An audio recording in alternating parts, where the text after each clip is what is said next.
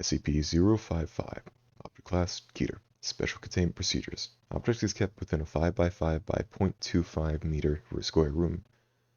Constructed of cement. 50 centimeter thickness. This pervaded cage surrounding those cement walls. Access to via a heavy containment door measuring 2 by 2.5 meters constructed on the bearing to ensure the door closes and locks automatically unless held open deliberately. Security guards are not to be posted outside of SCP-055's room. It is further advised that all personnel maintaining or studying other SCP objects in the vicinity try to maintain a distance of at least 50 meters from the geometric center of the room, as long as there is reasonable practical. Description: SCP-055 is self-keeping secret or anti-meme information about SCP-055's physical appearance, as well as its nature to behave and origins is self-classifying. To clarify, how Site-19 originally acquired SCP-055 is unknown. When SCP-055 was obtained by whom is unknown. SCP-055's physical appearance is unknown. It is not indescribable or invisible. Individuals are perfectly capable of entering SCP-055's containment and observing it, taking mental or written notes, making sketches and taking photographs, and even making audible video recordings. An extensive log of such observations is on file, and however the information about SCP-055's physical appearance leaks out of human minds soon after such an observation. Individuals tasked with describing SCP-055 afterwards find their minds wandering and lose interest in the task. Individuals tasked with sketching a copy of the photography of SCP-055 are unable to remember what the photograph looks like, and researchers overseeing these tests, security personnel who have observed SCP-055 via closed circuit television cameras emerged after only a full shift exhaustion, effectively amnesia. After the events of the previous hours, who authorized the construction of SCP-055 containment room, why it was constructed in this way, or that purpose of the described containment procedures may be, are all unknown. Despite SCP-055 containment being easily accessible, all personnel in Site-19 claim no knowledge of SCP-055 existence when challenged. All of these facts are periodically rediscovered, usually by chance readers of this file, causing a great deal of alarm. The state of concern lasts minutes at most, before the matter is simply forgotten about. A great deal of scientific data has been recorded from SCP-055, but cannot be studied. At least one attempt has been made to destroy SCP-055 or possibly move containment at Site-19 to another site, meeting failure for reasons unknown. SCP-055 may present a major physical threat, indeed have killed many hundreds of personnel, and we would not know it. Certainly it presents gigantic memetic mental threat, hence its Keter classification. Document number 055-1, Analysis of SCP-055. The author puts forth the hypothesis that SCP-055 was never formally acquired by Redacted, is in fact an autonomous or remotely controlled agent inserted into Site-19 by an unidentified or third party of one of the following purposes: to silently observe or interfere with the activities at Site-19, to silently observe or interfere with activities of other SCP locations, to silently observe or interfere with activities of humanity worldwide, to silently observe or interfere with other SCP objects, to silently observe or interfere with Redacted. No action or counter any of those potential threats is suggested or indeed theoretically possible. Addendum 5. Hey, if this thing is really an anti-meme, why wouldn't the fact of this anti-meme get wiped? We must be wrong about somehow. Wait a minute, what if we were to keep notes about this? It isn't. Would we remember those? Morph Hughes, NSA. Document 2. Report of Dr. John Maracek. Survey team number 19-055-127BXE was successfully able to enter SCP-055's containment and ascertain the appearance in some degree. The nature of the object notes were taken according to the project and methodology. See redacted after these container was sealed. Excerpt from the transcript and personal debriefing following. Dr. Hughes, okay, I'm going to need to ask you some questions about his number 55 now. Number what? Doctor, SCP Object 55, the object you just examined. I don't know what you're talking about, but I think we have a 55. Okay, then, redacted, I'd like to tell you what you've been doing for the past 2 hours. What? Subject appears uncomfortable. I don't know. Okay, then, do you remember that we all agree on that it wasn't spherical? That what wasn't? Oh, right, it wasn't round at all. Object 55 isn't round. So you remember it now. Well, no, I mean, I don't know what it is, but I know there is one.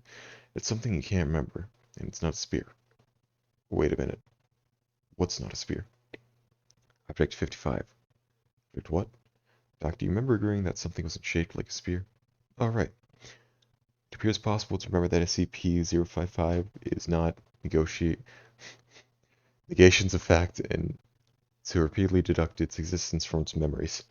Personnel involved in survey number 19055127BXE reported moderate levels of disorientation and psychological trauma associated with cycles of repeated memory and forgetfulness of SCP-055. However, no long-term behavioral health problems were observed, and psyche assessments survey personnel showed consistent reports of this distress fading over time. Recommendations.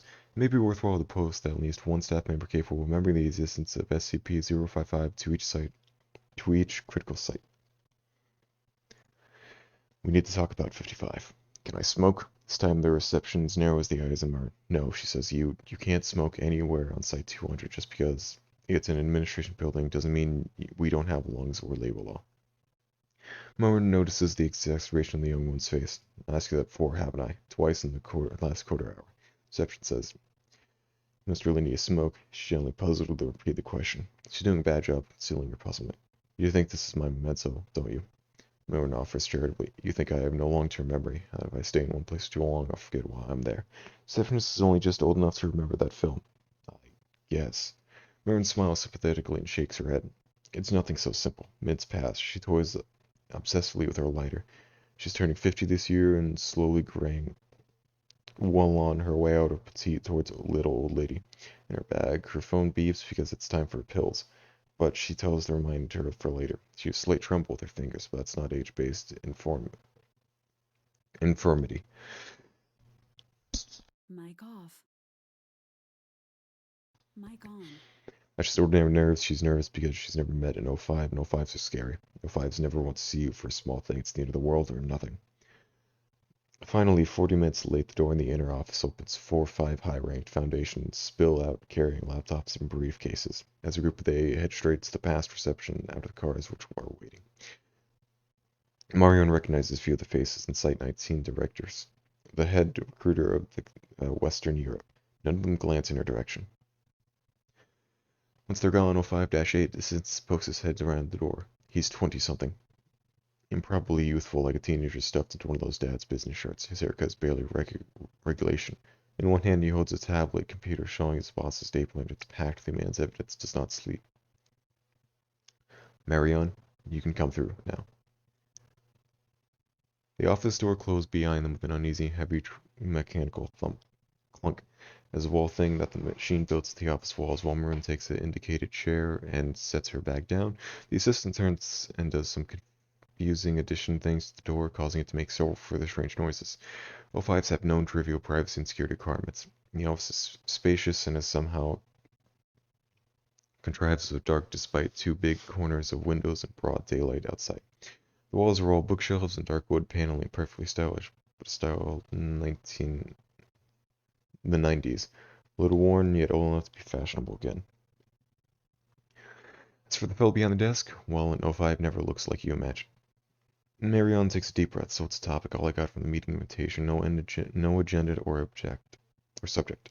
I mean, an O5 says jump, you jump, but looking at her straight, she notices that the assistant, without saying anything or making any undue noise, has set his tablet down on his table, proceeds a gun aimed at her head. When stops talking, she sits still in her chair for a little while, observing the change in pace, letting her heart rate rise at a hummingbird's, and then start to flatten again. Okay, she has it. She licks her lips and grabs the armrest, otherwise staying perfectly still, waiting for another prompt. The assistant's face is totally neutral now, like this is just how the meetings go. Maybe it is for people up there. Who are you, 05-8 asks her. Marilyn blinks. What? Oh, God. Let me rephrase, 05-8 says. Marion Wheeler, 49, with a loving husband and 2 boys in tow.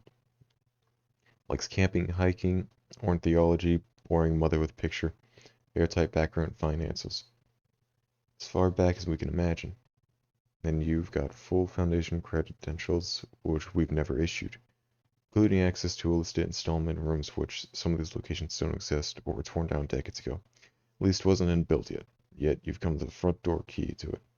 That's where we get your SCP access class list, which I am only term as heterogeneous. So you're a spy and your objectives are misaligned with ours. Clay wanted to cut XI-3 loose on you. I was able to bring him down. Talked him into a face-to-face. I thought there was a slim chance that if we locked you into a bomb-proof room and asked politely, you have a good sense to spare yourself the rest. Marion was a long silence, stopped listening. You dullard, she says. Now you'd finally speak. I'm your chief of anti-memetics. We don't have an anti-memetics mission, Clay says. Yes, you do. We do. 05-8 says we have memetics division's telecontainment division fire services Ops-5, Ops-B personnel. D personnel and 2 dozen others. We don't have an anti-memetics divisions. Do we have an irony division? Marin asks. She hesitates hopefully. No, I will try this. Why do you think the anti-memetics division would show up in the list? It's just a cover story, Clay says. So 05-8, not taking his eyes off Marion. It's a good one, but he's had it worked out in advance. Clay lose the peace, says 05. Grudgingly, Clay does so. Marion relaxes fractionally. There are SCPs with dangerously pneumatic properties, she says. They are contagious concepts which require containment just like any physical threat. They get inside your head and read your mind to each other's minds, right? Right, 05-8 says. You name a score of SCPs fitting this description without even thinking. There are SCPs with anti-memetic properties, Baron goes. There's an idea which cannot spread. They're entities of phenomena and harvest to consume information, particular information about themselves. You make a Polaroid photo of one, it'll never develop. You write descriptions down on pen and hand to someone, but it's written out to be hieroglyphics. Nobody can understand them, not even you. You can look directly at it and it won't be invisible, but you'll still perceive nothing there. Dreams you can't hold, secrets you can share, lies and living conspiracies and contemptual subculture, and their ideas consuming other ideas and sometimes segments of reality, sometimes people. Which makes them a threat. That is all there is to it. Really, anti-memetics are dangerous and we don't understand them. Therefore, they are part of the problem. Hence my division. We can do sideways thinking that we need to combat something we literally eat through combat training. 05-8 stares back at the floor for a long moment. Clay fidgets, disliking, distrusting the story, but the 05 seems more open to the concept. Name one, he says. Name an anti-memetic SCP. SCP-055, Martin says promptly. There is no SCP-055, Clay retorts. Again, yes there is, Marion says. There isn't, Clay asserts. SCP numbers aren't assigned sequentially, there are gaps. That number hasn't been assigned. It's not superstition. We have enough to be concerned about without arbitrary pneumological mysticism. We use SCP-666 and SCP-013, but there is no SCP-001 and there's no SCP-005. 055. Clay 05-8 says, you should look at this. He turns his monitor to Clay to see the file that he just retrieved. Clay bends over and reads the top and the bottom. Stunned, he scrolls back and reads it all a second time. But the file's date from 2008, 05-8 says. It's got all the right flags and signatures. It's coded, it's keyed and coded. It's real. You've seen this before, Clay asks. Never in my life, 05-8 says. So as I remember, anyone on the other hand, if the consentment is accurate, both of us probably seen it a dozen times.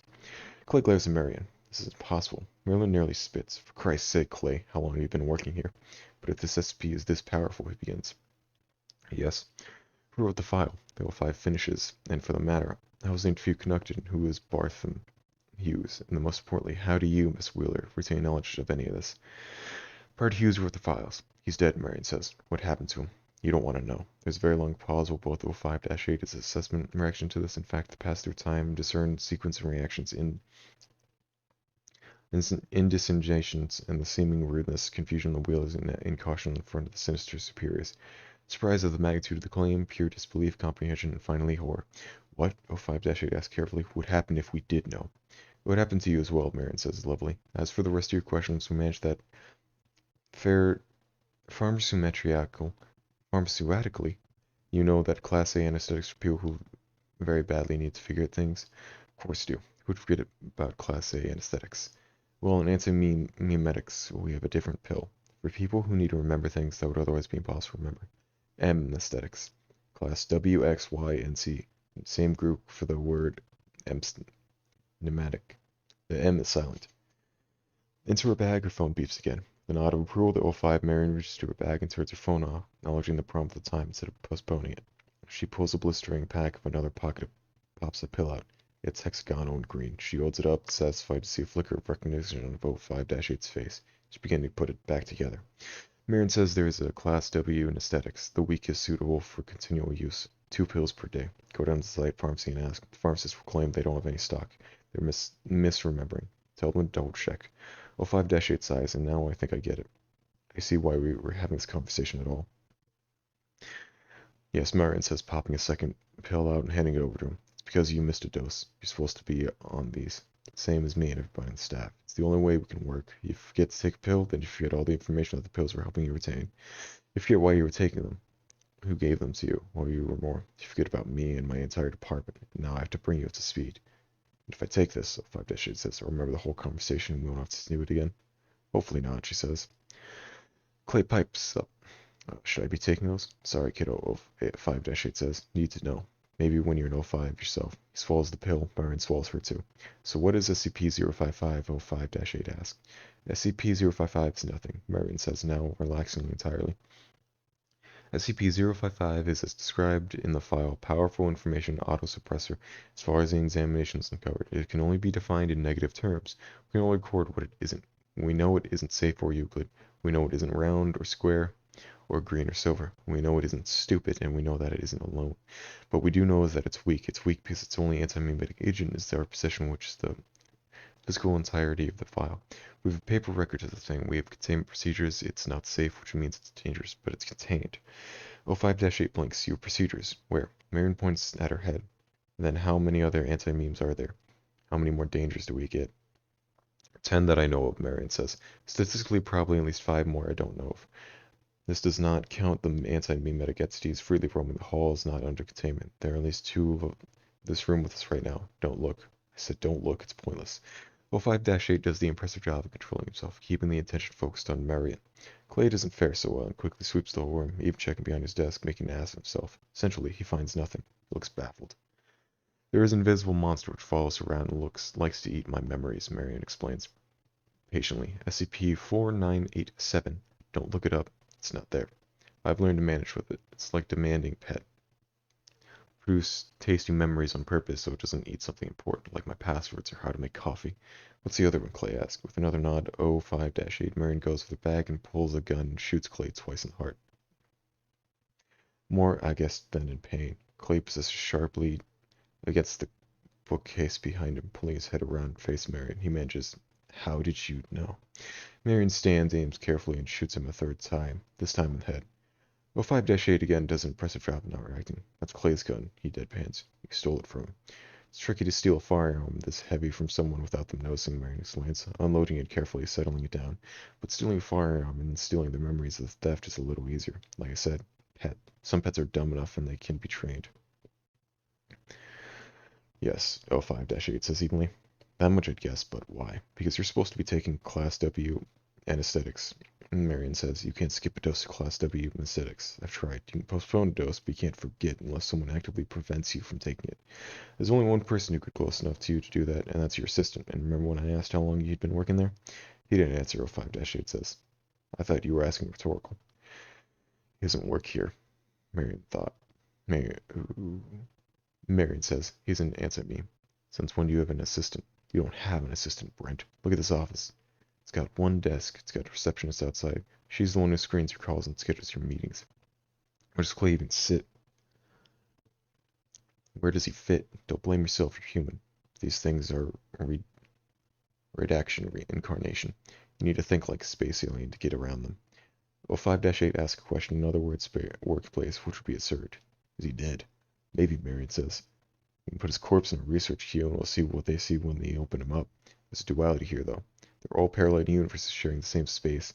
It's conceptual versus concrete figurative physics body. It's very unusual for things to cross over. I don't know what Clay is, but he had a human body which instantly makes him weird, even by our standards as well. And the search for stalemate continues. I'll let you know if we get any closer. Any side effects of these pills? 05-8 asks. Nausea and dramatically increased risk for pancreatic cancer, Marion says, and very bad dreams.